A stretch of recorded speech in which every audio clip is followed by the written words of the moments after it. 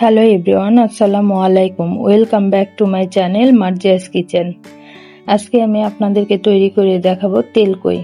তেলকই তৈরি করার জন্য এখানে আমি 4টি কই মাছ নিয়েছি। মাছগুলোর ভিতরে আমি হালকা কেটে নিয়েছি। এখানে আমি 1/2 চামচ পরিমাণের হলুদ গুঁড়ো দিলাম, দেব 1/2 চামচ পরিমাণের লবণ আর সামান্য একটু লেবুর রস। এবার সবগুলো মাছের সাথে আমি এই মশলাগুলো খুব ভালোভাবে মাখিয়ে নিব।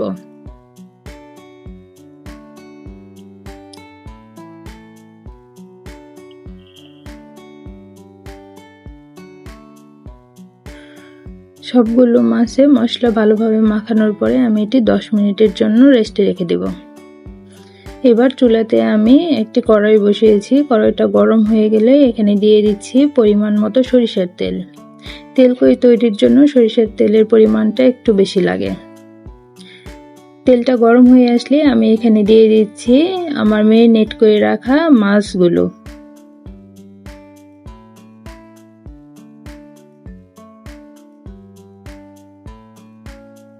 মাছগুলোর এক পাশে ভাজা হয়ে গেলে আমি অপর পাশে উল্টিয়ে দিচ্ছি। এখানে একটা ছোট্ট টিপস দিই, কই মাছগুলো খুব কড়াভাবে ভাজা যাবে না, এটা খুব হালকাভাবে ভেজে নেব। কেননা কই মাছ ভাজা যদি করা হয় তাহলে এর ভিতর মশলাটা ঢুকবে না। দেখুন মাছগুলো আমি কত হালকাভাবে ভেজে নিয়েছি।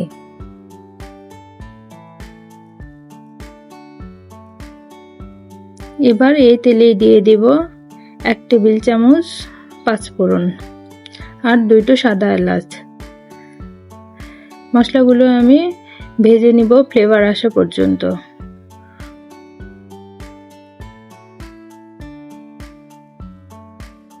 মশলাগুলো থেকে সুঘ্রাণ ছড়ালেই আমি এখানে দিয়ে দিব পেঁয়াজ বাটা 1.5 কাপ পরিমাণ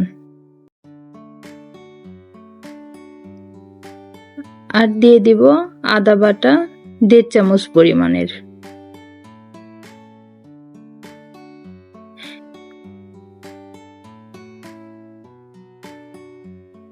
এ পর্যায়ে অ্যাড করে দিব 1 চামচ পরিমাণের জিরা গুঁড়ো। এবার সবগুলো মশলা আমি খুব ভালোভাবে কষিয়ে নেব।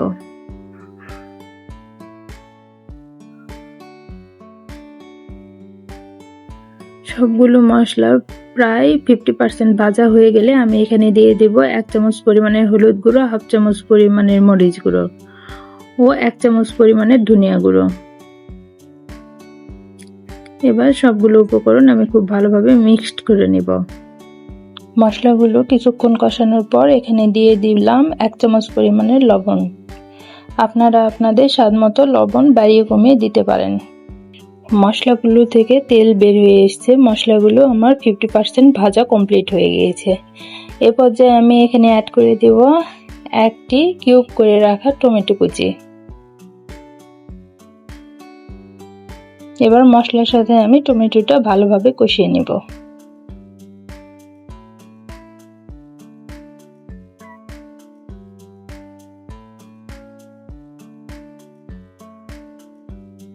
মশলার সাথে টমেটোটা কষানো হয়ে গেলে আমি এখানে দিয়ে দেব পরিমাণ মতো পানি। আমি এখানে 1.5 গ্লাস পরিমাণে পানি ইউজ করেছি। এবার সবগুলো আমি খুব ভালোভাবে মিক্সড করে নেব। এবার ঢাকনা দিয়ে ঢেকে দিব 10 মিনিটের জন্য। 10 মিনিট পরে দেখুন গ্রেভিটায় কত সুন্দর বলক চলে এসেছে।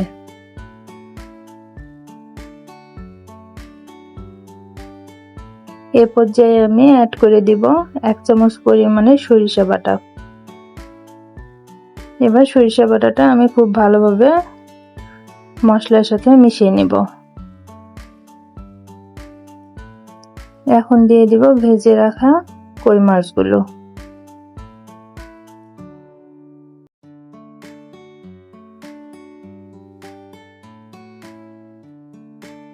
আবারও ঢাকনা দিয়ে ঢেকে দিলাম 10 মিনিটের জন্য।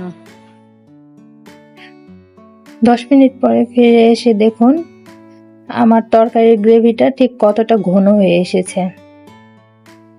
তেলকইয়ের এই গ্রেভিটা দিয়ে আপনারা 1 প্লেট ভাত অনায়াসেই খেতে পারবেন, ট্রাস্ট মি। এ পর্যায়ে আমি অ্যাড করে দিব 4-5টি আস্ত কাঁচামরিচ ফ্লেভারের জন্য। আমার এই রেসিপিটি যদি আপনাদের ভালো লেগে থাকে অবশ্যই আমার চ্যানেলটিকে সাবস্ক্রাইব করবেন এবং লাইক, কমেন্ট ও শেয়ার করতে ভুলবেন না।